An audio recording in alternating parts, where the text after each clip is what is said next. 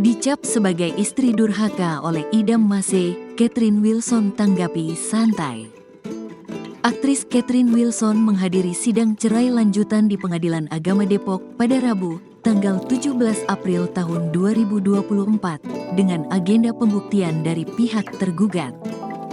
Dalam kesempatan ini, Catherine menanggapi pernyataan kuasa hukum suaminya, Idam Maseeh, yang menyebut dirinya sebagai istri durhaka, nusyus. Setiap orang berhak untuk berpendapat.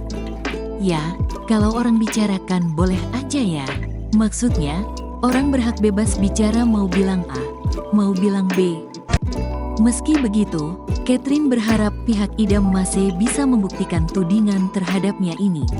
Ia ingin pihak Idam Maseeh bisa melakukan pembuktian di hadapan majelis hakim. Dengan demikian, kebenaran pun bisa terungkap. Tapi di sini kita harus ada pembuktian.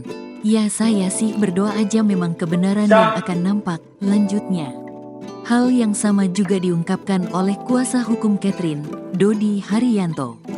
Dodi meminta pihak Idam Maseeh bisa menyiapkan bukti yang dapat dipercaya untuk membuktikan pernyataan bahwa Catherine adalah istri yang nusyus.